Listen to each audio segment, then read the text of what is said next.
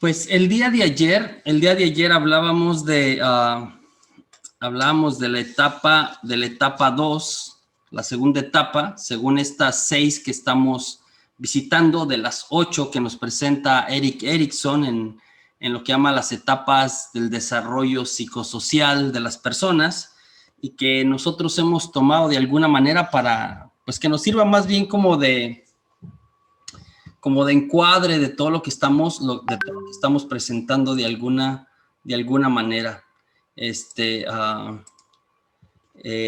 Hablábamos de esta segunda etapa, ¿no? De las 6. Hablábamos de la importancia que empieza a tomar. Yo dije que en la primera etapa la madre es crucial, ¿no? Es muy importante el papel de la madre, ¿no? Que tiene el papá de la madre en la primera etapa. En la segunda etapa, empezamos a hablar de la importancia que cobra la presencia del papá, la presencia del padre. El niño, y estoy hablando de los 18 meses o 19 meses a los 3 años, ¿sí? Es un periodo por ahí, estoy pensando como de más o menos entre 14, 16, 18 meses, no es un periodo tan largo. Entonces, es lo que también han llamado como que los terribles dos, los terribles, no dicen en inglés terrible twos, que los niños empiezan como a empujar, como pueden caminar, pueden empujar un poquito más las cosas, se sienten de alguna manera ya separados de sus papás, entonces empieza este proceso de separación, y el proceso de separación se ve de alguna manera, pues intervenido o con estas facetas de a ratos el niño coopera, pero a ratos no coopera y son muy tercos a veces, de hecho se quieren salir con la suya, a veces cooperan con los papás y pueden ser muy dulces o tiernos, o a veces, ¿sí?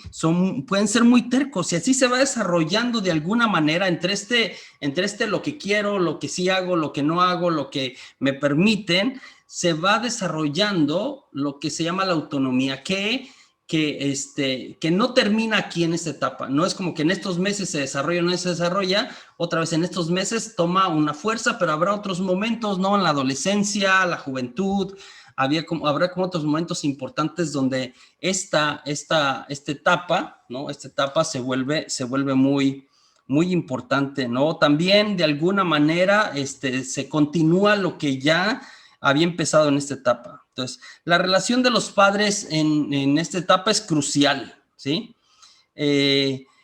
¿Cómo se relacionan los padres con lo que el niño va experimentando, el niño o la niña va experimentando?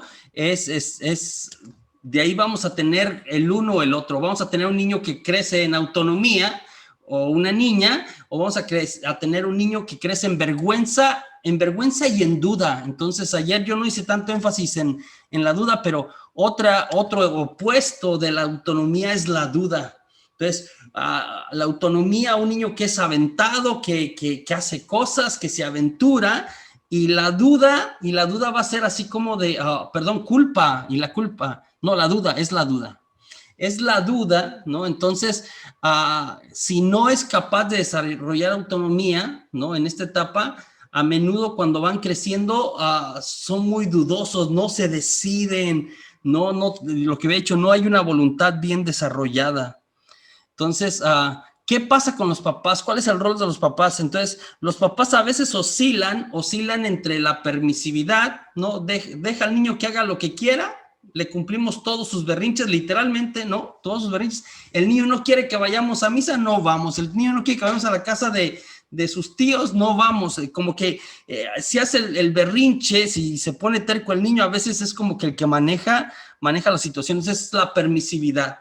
El otro extremo es la firmeza extrema, es no, aquí se hace lo que yo digo, y entonces cada vez que hace berrinche, pues lo reprimo de alguna o de otra manera, lo disciplino.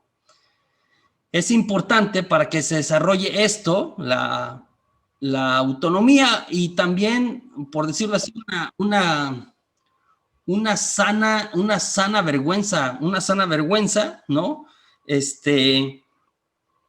que los papás estén como en el justo medio, ni permisivos ni firmeza extrema, en el medio. Un balance es la clave para desarrollar una sana voluntad. O de otra manera, ¿no? Yo mencionaba ayer y hacía mucho énfasis en esto, de otra manera el niño tendrá complicaciones para manejar situaciones difíciles en su vida personal cuando sea un adulto. Entonces, estoy pensando cualquier situación, pérdida de trabajo, pérdida de una relación, a la muerte de un ser querido, situaciones difíciles. Cuando la persona no desarrolló bien en esta etapa, entonces le viene muy complicado enfrentar estas cosas de adulto, de adulto. Agregamos, ¿no? Agregamos y hablamos un poquito de qué se hace o cómo funciona cuando pues naces en una y creces en una familia disfuncional, que los porcentajes de familias disfuncionales pues son súper altos, han ido creciendo. Cuando se creció en una familia disfuncional, y otra vez algunas características es pues no hay orden, no hay valores, no se sabe quién asume qué, quién asume cuál. A menudo cuando alguien en la familia tiene algún vicio, alguna adicción, por ejemplo, si hay un alcohólico, entonces pues ya todo se trastabilla, porque si el papá es alcohólico, por ejemplo, que es el que tiene que proveer y el que tiene que ser responsable, el que tiene que poner atención en los demás, y ahora la atención la recibe él por su adicción, etcétera. Entonces todo se hace un revolú, nadie asume bien las cosas. Entonces eso genera una familia disfuncional de alguna manera, entre más cosas. O sea, hay más detalles acerca de la disfuncionalidad de las familias. Cuando se crece en una familia disfuncional, entonces los hijos, ¿no? O el hijo, o los hijos, los que sean, asumen, ya mencionan nuestros autores, cualquiera de estos cuatro roles, ¿no? Roles o juegos, o de alguna manera así crecen. Entonces, el primero es el del héroe, ¿no? La del héroe que yo mencionaba es súper enfocado, responsable en la escuela, destaca en un deporte, ¿no? Entonces, la manera de alguna manera, válgame la redundancia, acomodar todo el relajo en el que está viviendo en la familia es tomando este rol. Le toca como aguardar balance o salvarse en esta vorágine de todo lo que está pasando en su familia. El segundo es de chivo expiatorio o niño problema. Entonces, a veces en la familia alguno toma el rol, no otra vez, la familia disfuncional, y en esa familia disfuncional alguien toma el rol de chivo expiatorio, niño problema. Es el que se porta mal, el que saca malas calificaciones, que se anda peleando siempre, que es travieso, etcétera, ¿sí? Es como que si no pueden arreglar eso, arreglen esto. Y entonces intencionalmente, aunque es inconsciente, hay cierta intencionalidad, es como que arreglen esto, ¿no? El siguiente, y así es, y cuando creces en una familia así, te haces adulto y sigues haciendo así. El héroe sigue siendo héroe haciendo cosas para demostrar que él puede de alguna manera cuando es adulto, y a veces es una carga seria también. El chivo expiatorio, no hay problema, sigue de adulto, ¿no? Está casado y tiene hijos y sigue de alguna manera así. La siguiente es la del payaso o la del payasito, el que no toma nada en serio. El de la familia que no toma en serio, de todo hace broma. Es más, puede haber un momento de mucha tristeza, encuentra la manera de sacar un chiste o de hacer broma, y entonces disfraza la tristeza y el desajuste interior que lleva con esta alegría falsa que proyecta, ¿no? La del payasito. Y el último rol que sucede, que yo creo que pueden suceder más, pero que nos presentan nuestros autores acá, es el del perdido o solitario. Algunos hijos dentro de un sistema de familia disfuncional son muy serios, apartados, ¿no? Yo hablaba como yo de alguna manera crecí así, ¿no? Ni se portan mal, ni se portan bien. O sea, no hablan mucho, se la pasan por ahí en algún lugar escondiditos de alguna manera, ¿no? Entonces, La autonomía y la sana voluntad, la autonomía y la sana voluntad y nuestra relación con Dios. Entonces, ya si desarrollé o no desarrollé esta sana voluntad, entonces sucede algunas de las tres formas siguientes. Según desarrollé mi autonomía, mi sana voluntad, mi relación con Dios va a ser cualquiera de estas dos. Estas tres, esta o esta. Yo mencionaba, ¿no? La de aquí puede ser una actitud autoritario demandante, ¿no? El que manipula a los demás también termina manipulando a Dios, ¿no? Así como que Dios, tú lo prometiste, ahora me lo cumples, ¿no? Yo decreto, yo mando que Dios me bendiga y si no me bendice, a ver qué le voy a hacer, alguna cosa así. Entonces, la primera manera, ¿no? De una persona porque hablaba también de a los niños que no se les ponen límites, que se les da toda la permisividad, pues se convierten en unos dictadores desde chiquitos y luego así siguen de grandes. Y así nos relacionamos con Dios. La segunda es el otro extremo. Entonces, este es dictador demandante y la segunda yo ponía aquí a la Chabela, ¿no? De sumiso escrupuloso, ¿no? Un rol de sumiso o una actitud sumisa, escrupulosa de, sí, no me merezco nada, le voy a pedir a Dios que me bendiga, pero si no me quiere bendecir, pues está bien, digo, no es que yo me merezca ser bendecido, le voy a pedir a Dios que sane a mi cuñada, pero pues si no lo va a sanar, pues ya soy un gran pecador, yo también, entonces, o sea, sí pedimos, pero no estamos convencidos de alguna manera y tienden a ser escrupulosos, es decir, todo lo ven mal, hasta lo bueno lo ven malo, ¿no? Y yo ponía así como entre juego, pues, la figura de la Chabela que va y se confiesa de cosas que no son malas, pero ella las ve como malas. La gente que es escrupulosa así es.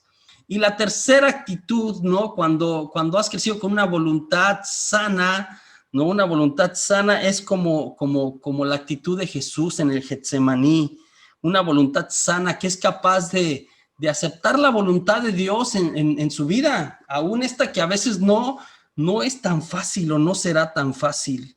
Terminábamos el día de ayer, Claudia nos presentaba su testimonio, ¿no? De la pérdida de su papá cuando apenas tenía 2 años, ¿no? Iba a cumplir 3 años y las secuelas que le dejó esta experiencia y lo que su mamá tuvo que pasar y lo que ellos tuvieron que pasar por esta pérdida, las secuelas de miedo, de inseguridad, medio de resentimiento, de control con su esposo, de tristeza a veces con sus hijas ya de adulta, ¿sí? Y cerramos pidiéndole a Dios. El día de ayer cerramos pidiéndole a Jesús que en nuestro Jueves Santo, ¿no? Y todos vamos a tener en nuestra vida, yo creo, pues ojalá y no, pero yo creo que la mayoría pasamos por nuestros Jueves Santo, ¿no? Por nuestro momento de dificultad, de por qué me está pasando esto, ¿no? De por qué alguna cosa así, ¿no? Cuando nos es difícil entender y aceptar la voluntad de Dios en nuestras vidas, pues cerramos con esta oración pidiéndole que nos diera fortaleza y confianza en Él, sobre todo en los momentos más difíciles, La etapa del día de hoy, ¿no? La etapa del día de hoy le llaman etapa del juego, es de los 3 años a los 5 años, ¿no? Entonces, 2 años ahí, de los 3 a los 5, lo que se llama el preescolar o el kinder es la etapa del juego. Y las dos cosas que están en juego, válgame la redundancia otra vez, se oscila, entonces dice Erickson que se oscila entre la iniciativa y la culpa. La iniciativa y la culpa son las dos cosas que están en juego. La tercera etapa dice ahí, en la tercera etapa de la iniciativa se da en la edad del juego, El niño se desarrolla más en actividad, imaginación, es más enérgico. Los niños entre 3 y 5 años, ¿no? Es impresionante. Parece que son de hule, ¿no? De ligartija, dicen en mi pueblo, es decir, corren, suben, se trepan al árbol, bajan, saltan, nada los para, tiene una energía impresionante, no se les acaba la cuerda ni la pila, el papá puede cansarse y el niño sigue, es impresionante. Yo recuerdo a mis hijos de esta edad, de manera particular, el Diego era impresionante, ¿no?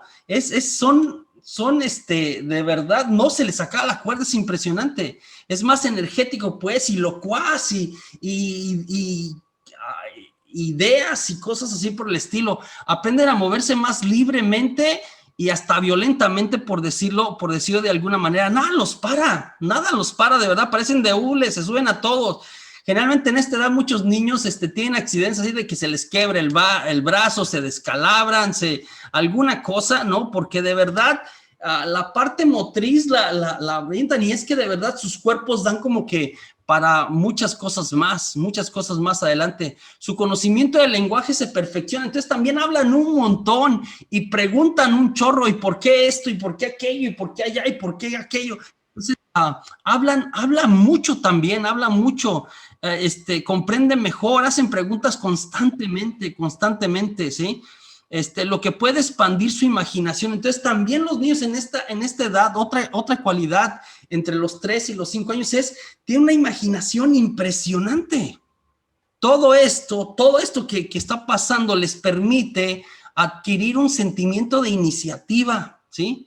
De iniciativa, dice Erickson, que constituye la base realista de un sentido de ambición y de propósito. Entonces, otra vez, es el tiempo para desarrollar esto, y esto le ayudará también cuando sea adulto, el tener iniciativa. Se da una crisis que se resuelve con un incremento de su sensación de ser el mismo. Entonces, los niños en este tiempo son más activos, ¿no? Ya había dicho, son muy activos, y está provisto de un cierto excedente de energía, o sea, más energía de lo normal. No se les acaba la pila, no se les acaba la cuerda. No paran, ¿no? Descubre lo que puede hacer junto con lo que es capaz de hacer, ¿no? De verdad, estoy pensando como que necesita alcanzar algo que antes no alcanzaba, y que tenía que esperar que su mamá se la da. En esta edad, él se lo agarra, se trae y pone una silla, y la otra silla encima, y la otra silla encima, y se trepa, y puede ser que se caigan las sillas porque no las acomodó bien, pero es capaz de hacer estas cosas, porque está empujando esta cuestión de tomar la iniciativa, porque es parte del desarrollo. Por esta sobreactividad, ¿no? Y aquí puse al niño que no se le acaba la cuerda, ¿no? Por esta sobreactividad, ¿sí? Se dan, dice Erickson, se dan en el niño 4 tipos de intrusiones, es decir, se mete en cosas. El niño entra a cosas que no entraba antes, ¿sí? Entra esta intrusión, ¿no? La intrusión en el espacio. Entonces, como se desplaza mucho, pues puede estar donde quiera, se sube al árbol hasta la punta del árbol, se sube a la casa hasta el techo, a todos los espacios, donde quiera está. Entonces, una intrusión en el espacio sucede en esta edad. Otra intrusión de esta etapa es la intrusión en lo desconocido, por medio de esta curiosidad grande que tiene, ¿no? Esta curiosidad que tienen los niños generalmente en esta edad hacen que haya una intrusión en lo desconocido. Empiezan a explorar todo, ¿sí? La tercera intrusión que nos habla el libro y que nos menciona también Erickson es la intrusión en el campo perceptual de los demás. En el campo perceptual de los demás es decir, el niño se manifiesta, se deja ver, dice como que aquí estoy, hace algo para que de alguna manera llamar la atención. Puse entre comillas, pero la otra intrusión tiene que ver con ciertas fantasías sexuales. Mira qué pasa, el niño en esta edad se descubre sus genitales, descubre que es diferente que la niña, ¿sí? En esta etapa entre los 3 y los 5 años. Los juegos en esta edad tienen especiales connotaciones simbólicas sobre los aspectos sexuales de alguna manera. Respecto a esto último, el niño posee, ¿sí?, una genitalidad rudimentaria. Otra vez, el niño se descubre, pero no hay maldad. Esto es una cosa importante, ¿eh? Es una cosa importante. El niño y la niña se descubren diferentes, pero no hay maldad y no hay morbo, no lo tienen, ¿sí? Es una genitalidad muy rudimentaria y tiene muchas veces sentimientos de culpa, y los sentimientos de culpa respecto a la genitalidad o a la sexualidad del niño en esta etapa comienzan o suceden porque los papás, los adultos, pueden no ser los papás, pero pueden ser los adultos, empiezan a meterles esta idea de la parte sexual es sucia, ¿no? Entonces, si el niño si anda viendo su parte genital, o si el niño anda jugando o tocándose, es como que nosotros los adultos como que no se toque, ¿no? Este muchacho cochino, y entonces empezamos a distorsionar esta idea. Sí, a veces los cochinos, digo, el niño no tiene maldad, no en esta edad, los cochinos son los adultos, son los que ya lo ven de otra manera. El niño no tiene malicia, ¿sí? No tiene malicia, pero empiezan a desarrollar sentimientos de culpa respecto a su sexualidad por cómo los adultos lo tratan o responden a esta cosa de ellos de alguna manera darse cuenta, ¿sí?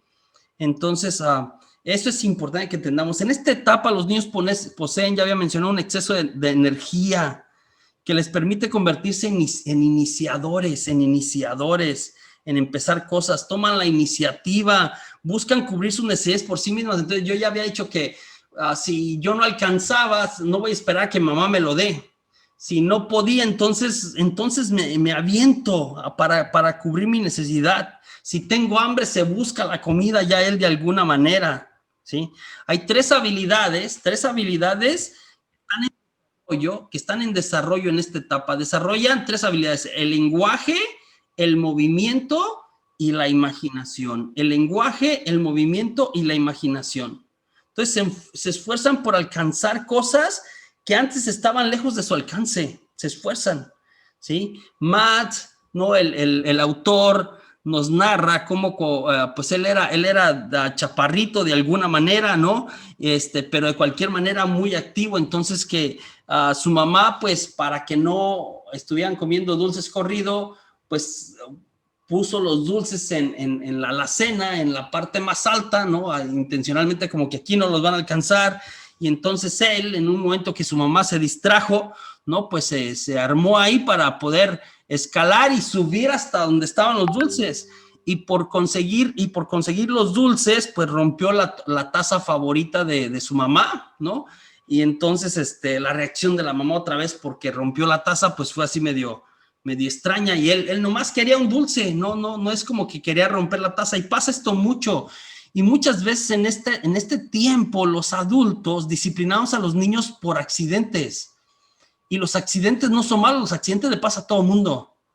Entonces a veces el niño comete un accidente, quebra una maceta porque está jugando, porque está, y a veces los papás les caemos encima y los disciplinamos de más por algo que en realidad no hay culpa, de verdad que no hay culpa, porque muy raramente hay intención como de causar estos daños. Tiene que ver con su desarrollo,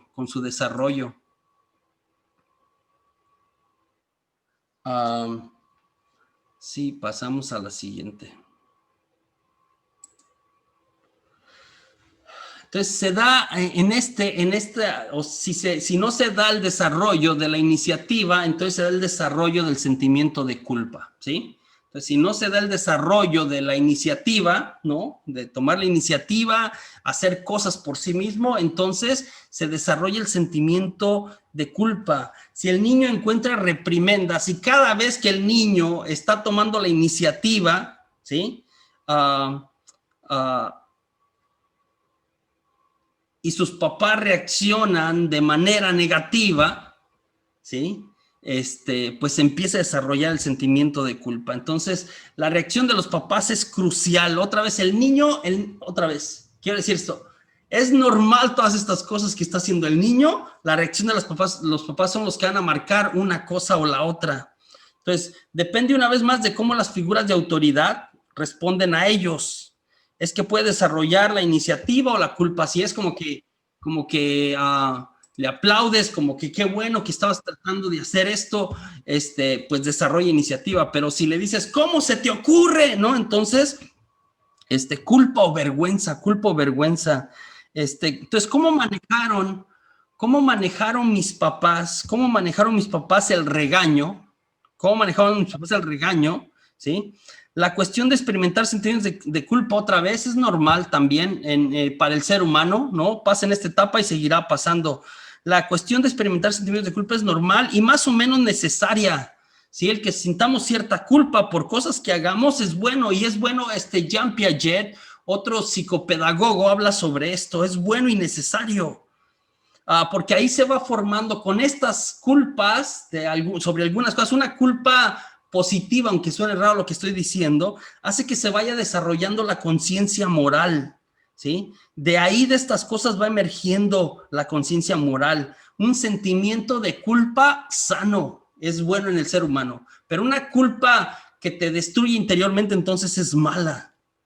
¿Sí? No tienes que contar con la opinión pública por la experiencia de vergüenza, vas dándote cuenta que la regaste. Es decir, a veces es importante en este desarrollo moral que el niño no nada más sepa que las cosas son malas porque mi mamá me regañó, sino que empiece a descubrir que hay cosas que no están bien y empiece a crecer en la conciencia moral.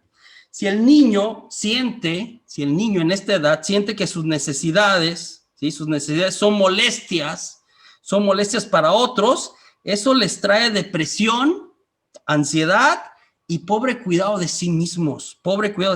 Depresión, ansiedad y pobre cuidado de sí mismos. Créame, yo me ha tocado atender, ¿no? Cuando hacía esto hace tiempo que no hago, pero me ha tocado atender niños de esta edad que tienen problemas de estrés y de depresión. Y muchas veces es por cómo están reaccionando sus papás con ellos. Los niños son muy sensibles a la culpa, Entonces, a través de un castigo, ¿no? Yo, ¿no? Como niño de esta edad, me percibo como una persona mala y desagradable. Entonces, el niño medio se bota, medio es extremista. Si lo regañan, entonces empieza a decir, yo soy malo y aguas, esto no es bueno. Se percibe como una persona mala y desagradable.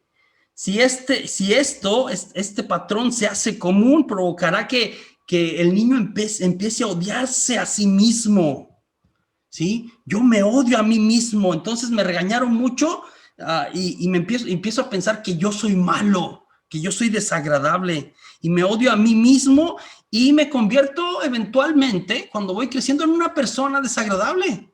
¿Sí? En una persona desagradable y soy un adulto y soy así, pienso que soy malo y soy desagradable y tiene que ver con esta herida, tiene que ver con esta situación que no superé. Por la hiperactividad que se alcanza en esta etapa, ¿no? De los niños entre los 3 y los 5, que salta, brincas, te montas, empujas tus límites físicos lo más que puedas, suceden accidentes de todo tipo, ya había mencionado esto, ¿no? Yo recuerdo que en esta edad me pasaron un par de cosas. Yo me quebré la clavícula brincando la reata ahí con mis hermanos o con los amiguitos, ¿no? Y otra vez me quebré la clavícula y me dolió un montón y no me acuerdo, pero yo creo que mi mamá me dijo así como que ándele para que se le quite que andar de callejero, o sea, como que se lo mereció. ¿Qué carambas tenías que andar haciendo brincando la cuerda? Entonces, nada, pues otra vez está jugando, ¿no? Y pasan estas cosas. Entonces, los signos de un sentimiento de culpa enfermiza, ¿cuáles son? Otra vez, hay una culpa sana y hay una culpa enfermiza. ¿Cuáles son los signos de una culpa enfermiza y del odio a sí mismo? Entonces, varían. Los niños, otra vez me refiero a niños y niñas, se vuelven excesivamente enojados consigo mismos.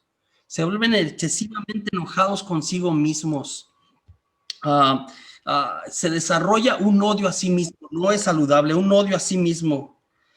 O excesivamente enojados con los demás. Entonces, se enojan con sí mismos o se enojan con los demás.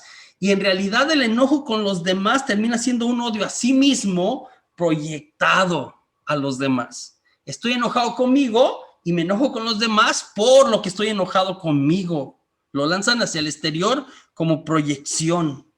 Entonces, es importante diferenciar la acción de la persona. Esto siempre, pero cuando los niños están en esta edad, y estoy diciendo a los que son papás y a lo mejor tienen niños, ¿no? Son abuelitos y sus hijos, ¿no? Es importante diferenciar la acción de la persona. La acción de la persona. La acción puede ser mala o equivocada, o puede ser un accidente. La persona siempre es buena. Nada de niño malo. No hay niños malos. No hay niños malos. No hay niños malos, ¿no? Sino que hiciste algo que no está bien. Es la acción. Es la acción la que tenemos que corregir. No colgar como una figura, una cosa ya al niño, ¿no? Entonces el sentimiento de culpa sano, sabe diferenciar lo anterior, ¿sí? Es decir, no es malo, hice algo mal, no lo vuelvo a hacer. Dios actúa así con nosotros. Dios ama al pecador, pero rechaza el pecado. Dios ama al pecador, pero rechaza el pecado. Siempre ama al pecador, nunca lo deja amar, pero rechaza el pecado, porque el pecado en primer lugar nos hace daño a nosotros. Entonces es importante odiar el pecado, pero amar al pecador. Concluyendo como que esta parte, el mal manejo de parte de los padres, ¿no?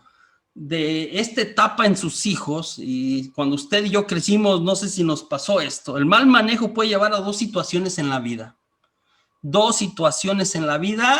y de verdad que puede hacerse crónico y puede generar personas adultas en cualquiera de estas dos líneas, ¿sí? Primera, una depresión y corrida, no una depresión situacional por un evento, sino una depresión y luego un desbalance químico que la persona va arrastrando toda su vida por el desprecio a sí mismo, por el desprecio que de tanta corrección se terminan despreciando. Entonces hay una depresión, siempre está deprimido, siempre piensa la persona que no vale. Otra situación que desencadena el mal manejo, ¿sí? A lo que puede llevar a la persona es perfeccionismo. Entonces, por el desprecio de los papás o se da depresión, ¿sí? Por el desprecio de los papás una y otra vez, no se genera la iniciativa, sino que se genera esta culpa, ¿sí? Y se genera este desprecio. Entonces, se da depresión o se da perfeccionismo. Y entonces estos son los niños y los jóvenes y los adultos y los mayores que siempre están buscando la aprobación de los demás. Esta eterna búsqueda de la aprobación nos lleva a cierto fariseísmo, ¿sí? A ser escrupuloso en materia de lo laboral. Estas son las gentes en el trabajo que las personas tienen que hacer las cosas como yo las hago. Las personas tienen que hacer las cosas como yo las hago o no están bien. O si no las hacen como yo las hago, como yo les dije, los pongo mal con el supervisor o con el dueño, ¿sí? O con el dueño, así actúo. Y en lo sexual, en esta línea, en lo sexual, el niño, que por desprecio en lo sexual, se da sus baños de pureza, ¿no? Y se admira de los pervertidos, que son los demás. Entonces yo soy un puro, o una pura, un santo, y los demás son sucios, ¿no? Mientras en el interior, esta gente que es escrupulosamente en el área sexual también, en su interior sus pensamientos los traicionan en materia de su propia sexualidad. Este sentimiento de culpa se puede volver crónico y hace mucho daño a la persona. Y hay personas adultas que se siguen echando culpas de cosas que no tuvieron culpas. Se siguen echando culpas. Siempre están tensos, el cuerpo está tenso, ¿no? Del perfeccionista. A menudo se convierten en víctimas de enfermedades psicosomáticas, se enferman por tanta culpa que van cargando. Quiero mencionar, ¿no? Porque en el libro de alguna manera habla, ¿no? De cómo entre los 4 y los 6 años, ¿no? Sucede en los niños esto que se llama el complejo de Edipo en los niños y el complejo de Electra en los complejo de Edipo en los niños y complejo de Electra en las niñas, ¿no? El complejo de Edipo trae entre 4, 5, 6 años. El niño descubre el sexo opuesto y tiene cierta atracción hacia su progenitor del sexo contrario, ¿no? Por ejemplo, el niño hacia la madre, ¿no? Y cierto rechazo al otro. Entonces, los niños se desbordan con la mamá y las niñas se desbordan con el papá. De esto habla Sigmund Freud, del complejo de Edipo, y Carl Jung, otro psicólogo, ¿no? Habla del complejo de Electra, que es la niña está siempre con el papá, siempre quiere estar con el papá, hasta cierto rechazo. Otra vez,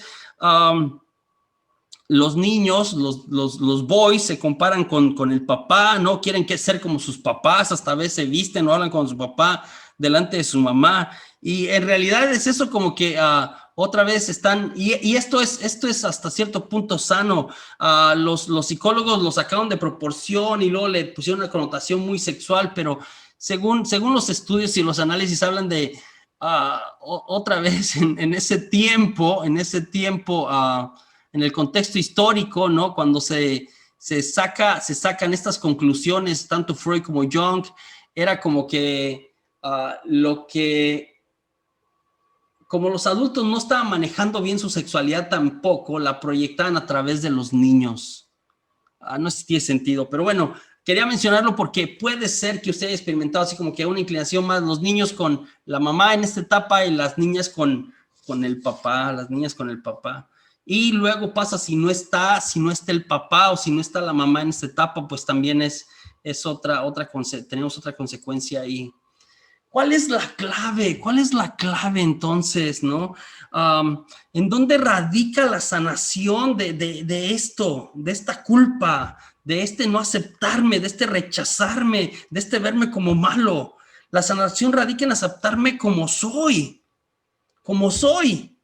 y aún así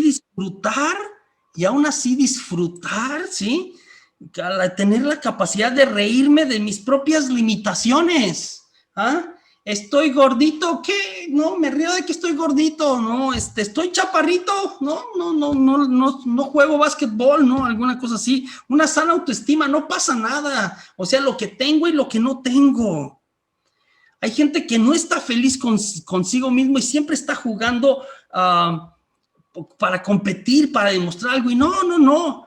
Matt, de hecho, nos habla de eso, ¿no? Como él era pequeñito, él no era alto y le gustaba el básquetbol y entonces no lo juntaban porque era chaparrito. Y entonces, porque era chaparrito, tenía que echarle como que doble de ganas para que lo juntaran en los equipos. Y a veces nos pasa esto y tiene que ver otra vez con lo que desarrollamos en esta etapa, ¿no? Yo, José Juan, tengo el pie plano, entonces cuando empezaba a jugar en esta etapa, a practicar ya fuera fútbol o lo que fuera, pues tengo el pie plano y también tengo una cuestión ahí hereditaria de mi mamá. Entonces, a veces jugando yo mismo me tropezaba y entonces se burlaban de mí o no me juntaban y sí crea una cierta inseguridad, o no lo sé, aparte del hecho de ser del de medio, mi familia también. Entonces, después traté de compensar cuando descubrí que era inteligente, entonces como que ya no me importó si no me juntaban, entonces era inteligente y me agarré de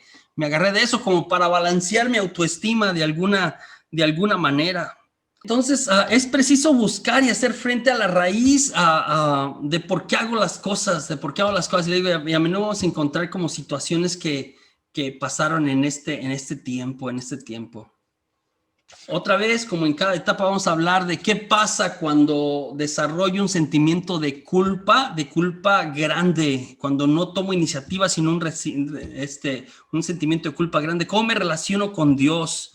¿Cómo es nuestra imagen de Dios cuando no se dio, ¿sí?, el desarrollo de una iniciativa bien? Entonces, crezco pensando, mi relación con Dios una vez más se relacionará con mi relación, con mi relación con mi papá y con mi mamá, mis relaciones paterno-maternales, ¿no? La iniciativa y nuestra imagen de Dios, pues vamos a pensar, ¿no?, en nuestra relación con Dios, que no me merezco, otra vez, que no me lo merezco, que no me merezco nada. Soy malo, que este tipo de cosas, ¿sí? Este tipo de cosas. Y usted puede pensar como que qué cosas pueden hacer que un niño hace, y puede ser hasta lo más sencillo, desde cosas de verdad muy traumáticas que pasan en esta etapa, hasta cosas muy sencillas. Yo estoy pensando, yo agregué aquí lo de regresar el perro, ¿no? Nosotros, como cuando Natalia, nuestra hija, y Diego tenían como esta edad, pues nos regalaron un perrito, ¿no? Y pues ellos jugaban al perrito, pero pues no ayudaban a nada. Entonces el perrito andaba por ahí, no, nadie le daba de comer a veces, y en ese tiempo yo viajaba mucho, entonces descuidaba mucho el perrito y terminamos regresando el perrito, y hasta ahora yo me doy cuenta que estaba leyendo este libro como que regresé el perrito y que el niño sienta como que lo regresaron porque yo no me lo merecía o porque no lo cuidaba, también deja una herida de culpabilidad no sana. Entonces, la clave para sanar esto, esta culpabilidad y esta relación con Dios de no me merezco nada, me siento culpable, está en volver a experimentar esos recuerdos, ¿no? Y vamos a tratar de hacer eso el día de hoy, en la oración final, y luego permitirle a Jesús que esté conmigo en la forma en que más lo necesito y que Él me afirme de alguna manera. Otras experiencias traumáticas, ¿no? que pueden afectar el desarrollo del niño en esta etapa, pues es el mudarse continuamente. Esto sucede más aquí en Estados Unidos. Yo en México, pues es como que creciste en una casa y en esa misma casa, ¿no? ¿Qué es lo que te mueves? Mudarse continuamente a menudo también afecta negativamente el desarrollo de los niños por sus amigos, por la escuela, por una serie de cosas. El divorcio de los padres o separación de los padres, ¿no? Que los niños lo asumen como culpa propia. Cuando los papás se divorcian en esta edad, los niños piensan que es su culpa, no que es culpa de los papás, que es su culpa. De verdad es impresionante. Aparte de la herida del abandono, que es muy cruel y que es muy fuerte, ¿sí? Está la parte de echarte la culpa. Se convence a sí mismo o a sí misma que él o ella tuvo la culpa. Así como que se convence, es como que es que yo la tuve y hasta encuentra las razones y se busca, es que me porté mal, es que no iba bien a la escuela, es que no cuidaba mis juguetes, o sea, se convence.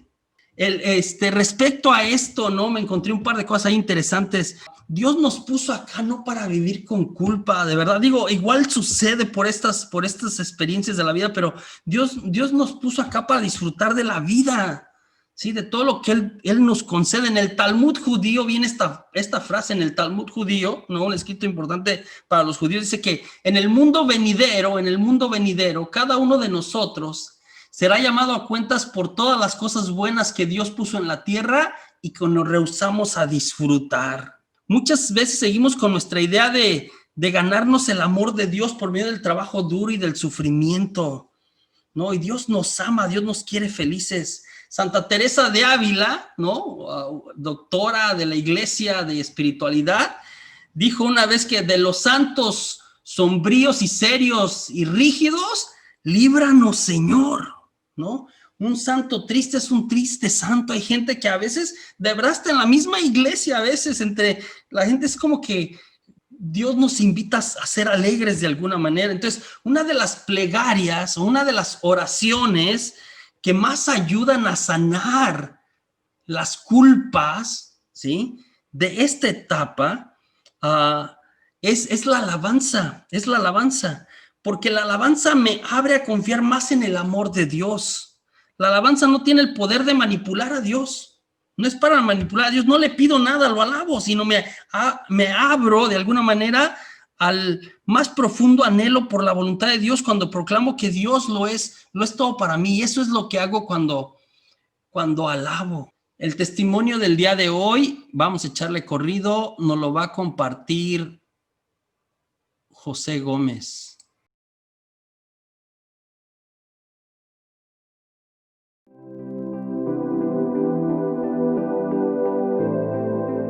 Entonces, abriéndonos a la sanación en esta etapa, pues los propósitos de Dios están infinitamente más allá de los de cada uno de nosotros, en el libro que estamos repasando, nos cuentan la historia de Judith McNutt, y cómo esta persona que se dedica a sanar personas o a ayudar a las personas en su proceso de sanación interior, ¿no? Acompañó a otra mujer que se llamaba Susana, vamos a decir Susana, es Sue en inglés, pero Susana, ¿no? Que Susana había vivido atormentada por muchos años en su vida adulta, ¿no? Por muchos años, de verdad, hasta padeciendo un tipo de esquizofrenia, y después de ir a muchas terapias, muchas de ellas infructuosas, ¿no? Pues le habían catalogado como esquizofrenia, lo que se llama esquizofrenia paranoide, ¿no? Destinada a pasar el resto de su vida en una clínica de enfermos mentales. Entonces, ese era el diagnóstico y esta era la vida. Por todo lo que ha vivido, había llegado a este extremo, porque a veces estas cosas, estas situaciones, no solamente, otra vez, hay gente que desarrolla enfermedades físicas, pero hay gente que desarrolla enfermedades psicológicas graves, ¿no? Yo hablé de depresión, pero de ahí se puede complicar en otras cosas a veces peores. Susana, ¿no? Había vivido en una institución de enfermos mentales, ¿no? Entonces, por mucho tiempo, 30 años después la llevaron con Judith, esta señora que se dedica a sanación interior. Los McNatt son muy famosos en Estados Unidos, han escrito también varias cosas muy interesantes respecto a la sanación interior, para que le diera terapia, ¿no? Y Judith sugirió intentar algunas terapias que en la que ambas le pidieran a Jesús que les mostrara cómo había comenzado la enfermedad, dónde había comenzado la enfermedad de Susana, ¿no? De ir a la raíz. Y entre las cosas que fueron saliendo en estos momentos de oración y de diálogo con Jesús y entre ellas dos, salió que su papá cuando Susana era pequeñita, su papá sufrió un infarto, ¿no? Un infarto cuando tenía 3 años. Apenas 3 años. Ella visitaba a sus papás todos los días en el hospital. Todos los días iba al hospital cuando su papá padeció el infarto. Y había quedado en coma. Y ella llegaba y quería entrar y ver a su papá, aunque estuviera en coma, y le agarraba la mano a su papá y se la apretaba, le apretaba la mano, ¿no? Le apretaba la mano. Pero su mamá de Susana tenía un problema también psicológico grave. Entonces su mamá era brusca, era violenta con ella, y con su padre también lo había sido. Entonces su mamá abusaba de ella. El padre de alguna manera le pegaba, la maltrataba, la regañaba de más a sus 3 añitos. El padre era como que la única fuente de amor en la vida de Susana, y ahora se estaba muriendo. Le dijeron a la mamá pues que lo iban a desconectar, ¿no? Y esta situación, y entonces a Susana le dijo a su mamá: le quiero decir adiós a mi papi, ¿no? Y su mamá, en lugar de dejarla entrar al cuarto antes de que lo desconectaran, ¿sí? Antes de que lo desconectaran, su mamá le pegó y le gritó: nunca volverás a ver a tu padre, está muerto, le dijo. Si alguna vez te veo llorando, o te vuelvo a oír hablar de él, ¿sí? Te voy a pegar, te voy a dar duro. Entonces Susana se tragó sus lágrimas, se tragó su ira y se tragó su soledad, ¿sí? Regresó a la casa de su mamá, ¿sí? Que había tirado todas las cosas de su papá, fotos, cosas que le pertenecían. Ahí era la raíz, en este odio, en esta frustración, en este momento, ¿sí? Que había sentido tanto dolor y tanta frustración y tanto odio por lo que había experimentado. Lo que hizo Judith con Susana fue sanar ese momento. Entonces hicieron una oración donde le pidió que se imaginara a Susana cuando tenía 3 años, y le pidió que Jesús viniera con ella, que invitara a Jesús. Y Jesús es, de hecho, el que en la oración manejaron. Jesús es el que la toma de la mano a Susana, sentadita en la banca de afuera del cuarto de su papá, y él mismo la conduce al cuarto de su padre.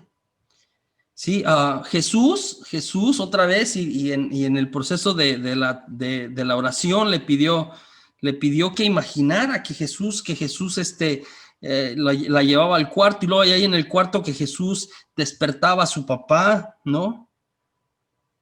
Y puso a Susana en los brazos de su papá, en los brazos de su papá y pudo escuchar que su papá le decía, nos vemos después, ¿no? Que se despidiera, que le diera un abrazo, que su papá le dijera que no iba a estar sola, que él iba a cuidar desde donde iba a ir, etcétera. Después Jesús la llevó fuera del cuarto.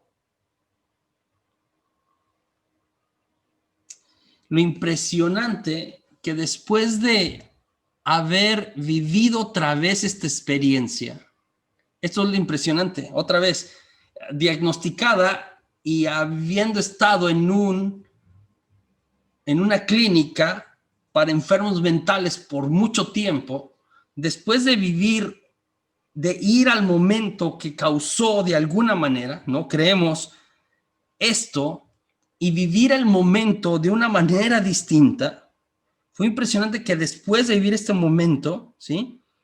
Regresó al hospital psiquiátrico y en el mismo hospital empezaron a notar que Susana se empezó a comportar de manera diferente, le hicieron todos los exámenes correspondientes, psicológicos, y salió todo bien. Extraño, Susana estaba sana después de 40 años de padecer aquella enfermedad. Y lo único que había pasado después de haber tratado muchas terapias fue permitirle a Jesús que sanara la raíz. Fue permitirle a Jesús que fuera ese momento. Que fuera ese momento. Parecido a cómo Jesús sana a la hija de Jairo. ¿Se recuerdan? La niña decían que estaba muerta y Jesús entra, ¿sí? Jesús entra y la va sanando, la va sanando. A veces regresar a estos momentos y que Jesús se haga presente nos trae mucha paz y mucha sanación. Mira, recuerdo que hace muchos años, cuando yo empecé en la renovación, ya hace bastantes años, ¿no? Más o menos, no tantos, ¿no? Algunos años,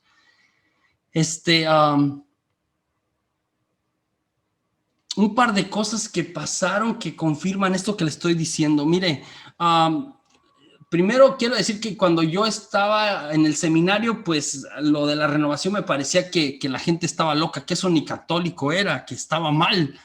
Y tenía mis reservas, tenía mis juicios al respecto. Entonces, después que empecé a entrar en la renovación y que todo un proceso, hay un testimonio por ahí, pero que empecé y que yo decía que eso era puro show y que el show me tocó a mí y que Dios tocó mi vida y que cambió un montón de cosas en mí en todos los sentidos.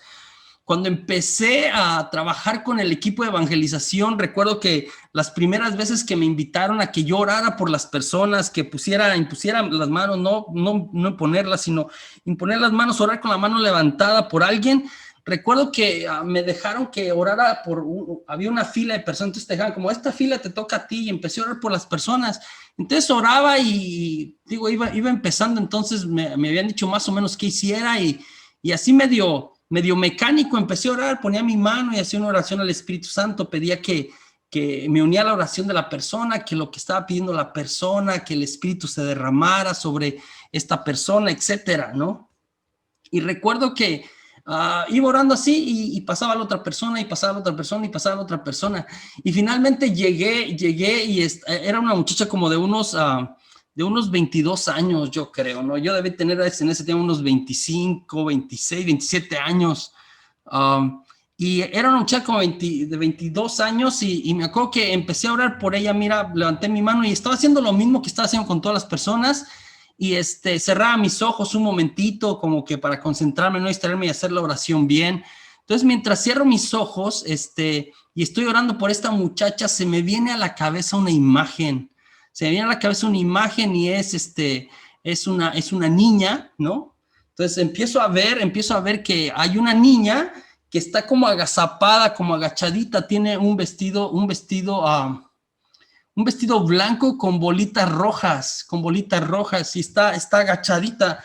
y está como temblando, como que tiene miedo. Esto es lo que veo. Y luego me doy cuenta que se está metida como en un closet, porque primero la veo fue como que me voy dando cuenta del entorno. Entonces veo a la niña que está agachada y que está como con miedo, como temblando, ¿sí? Como temblando. Y después me doy cuenta que hay como un closet y que hay una puerta, ¿no? Y yo como que había cruzado la puerta en lo que estaba viendo. Y entonces empiezo a ver esas cosas mientras yo estoy orando y diciendo mi oración y estas imágenes están viendo en mi cabeza y entonces yo empiezo a decir así como que después de que yo rechazaba lo carismático era como que me estoy volviendo loco, como esto es demasiado, ¿no? This is too much, dicen en inglés, como me estoy volviendo demasiado carismático y entonces empiezo como que no puedo estar pensando esto y me acuerdo que entonces como que abro más lo que estoy viendo de alguna manera. Si abre más, no lo abro yo. Si abre más y veo que es una puerta anaranjada, que la puerta de este lado del closet es anaranjada y y puedo ver cómo a través de la puerta la niña está ahí como escondiéndose y ya. Eso es lo que veo, ¿no? Eso es lo que veo. Mientras yo estoy orando por la muchacha y me saco de onda, y fue como que, caray, ¿qué fue eso? Y me brinco a la otra persona, ¿no? Y siento como cuando termino, como que tengo que decirle lo que estoy viendo, pero no, como que no voy a hacerlo y me brinco a la otra persona y luego a la otra persona y luego a la otra persona. No me pasa con las demás personas, solamente me pasa en este momento, y termino la fila y me voy hacia atrás, ¿no?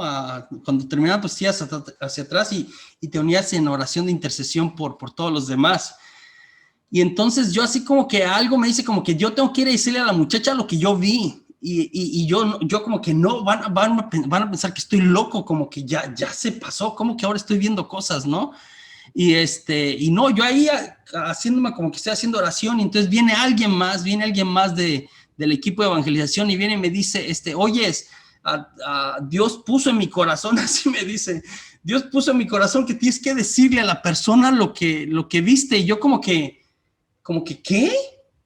Sí, tienes que decirle a la persona lo que, ¿y tú cómo sabes que yo vi algo? No sé que viste algo, me dijo, Dios me puso a ti y me dijo que te dijera que tienes que decirle a la persona lo que viste. Y yo como que, ay, Dios mío, ¿qué es esto?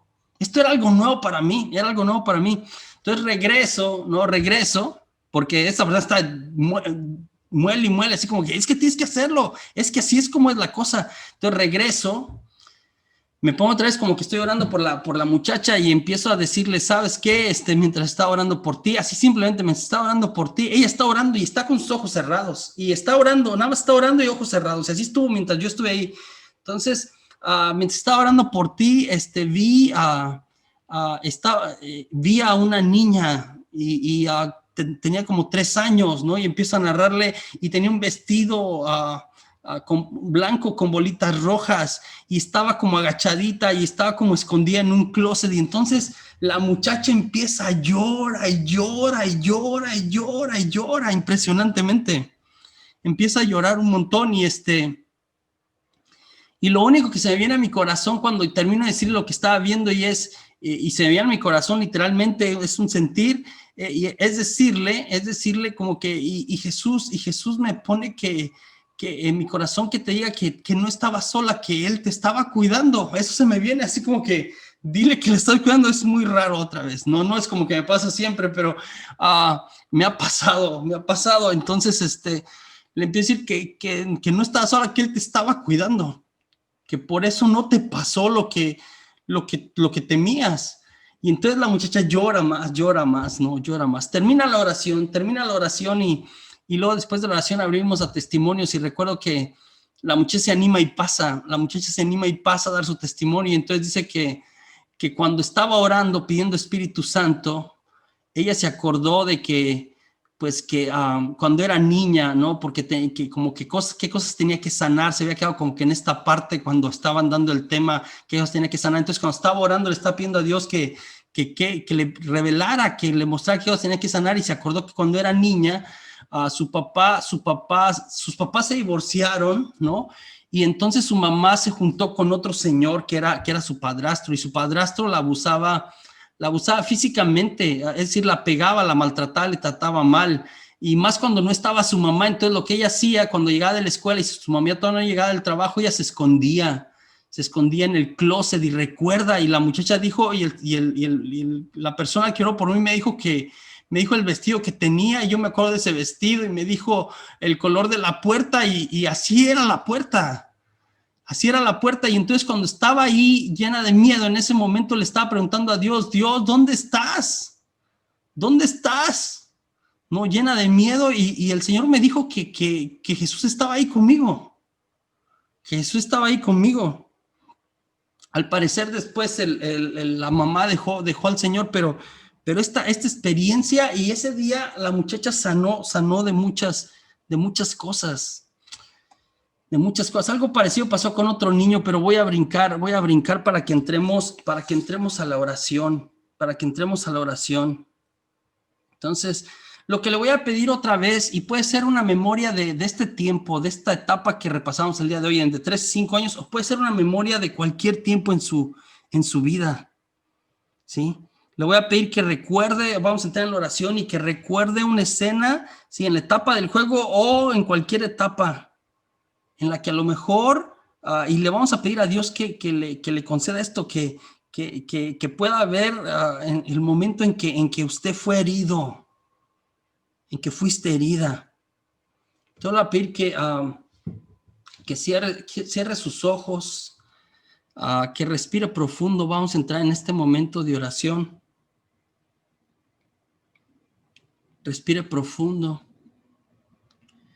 Hubo una cosa que dijo José que me parece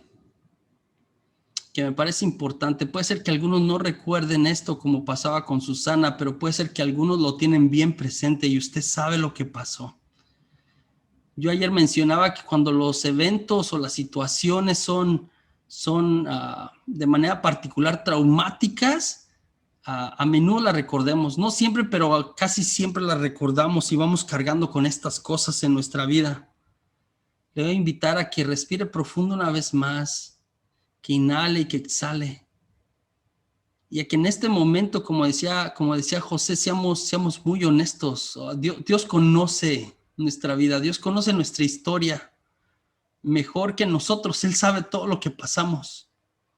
Él sabe todo lo que pasamos. Podemos ocultarle al mundo entero, a guardarnos cosas que a lo mejor hasta las guardamos por eso, porque nos hacen daño, nos causan tristeza, dolor. Le voy a invitar que hoy se las presente a Jesús. Respire profundo. Le voy a pedir que recuerde esta escena, este momento en que usted fue herido, y que reexperimente la escena, utilizando una vez más todos sus sentidos para traerla a su imaginación. Venga, a lo mejor, aunque es difícil, le invito a que entre en el momento de esta escena de tristeza, de dolor, de abuso, de cualquier cosa que ha experimentado en su vida. Le voy a pedir que se ponga en contacto con lo que estaba sintiendo mientras experimentó este evento, esta situación.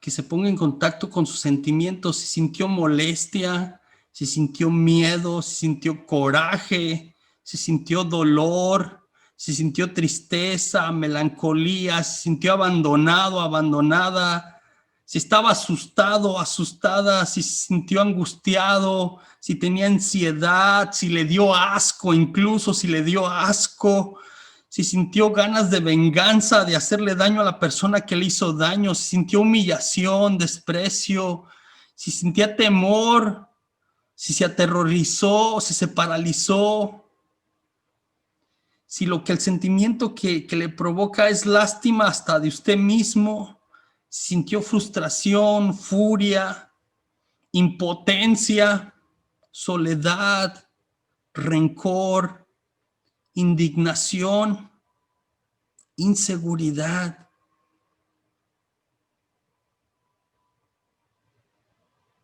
Le voy a invitar que en este momento entre ahí. Y ahora le permita a Jesús que se una a esta escena.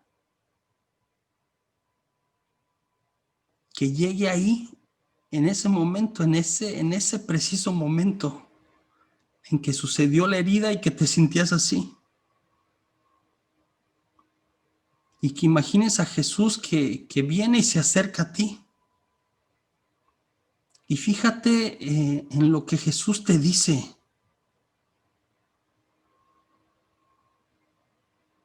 Fíjate en lo que Jesús hace por ti.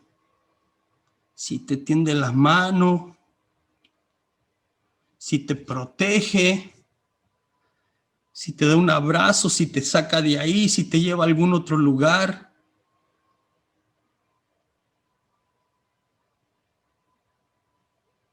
Si te dice que no estás solo, que no estás sola. Si Jesús se indigna con la persona que te hizo daño también.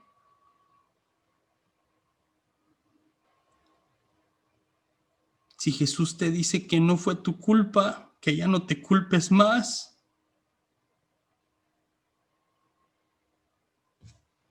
Permitas que este momento en el que necesitabas sanación y este mismo momento el día de hoy, sientas cómo la presencia de Jesús llena de luz, te muestra su amor.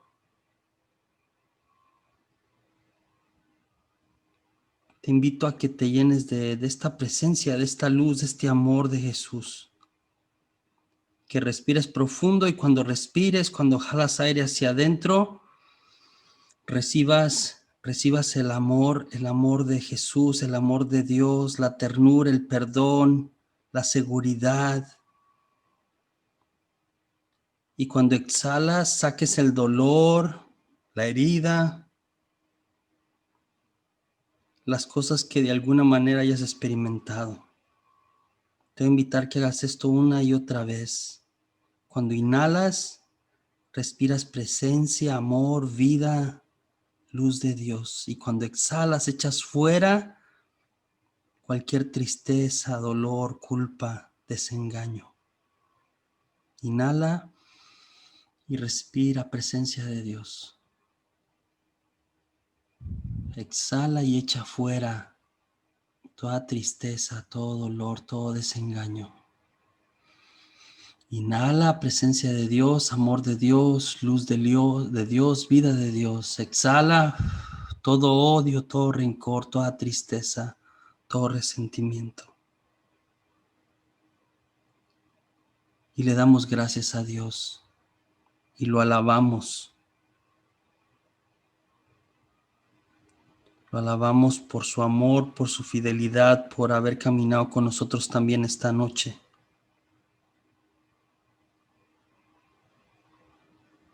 Bendito seas, Señor. Bendito seas. Te invito a que esta noche, Señor Jesús, te quedes conmigo y sigas sanando toda culpa, toda tristeza, todo dolor, toda enfermedad que haya sido provocada a causa de alguna experiencia dolorosa, negativa, por la que haya pasado. Gracias porque me estás sanando, gracias porque estás llenando de luz mi oscuridad, de amor mi tristeza, mi dolor, mi rencor, y de tu vida, tu presencia.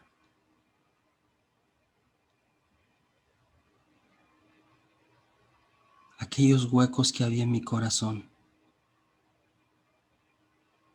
Bendito seas.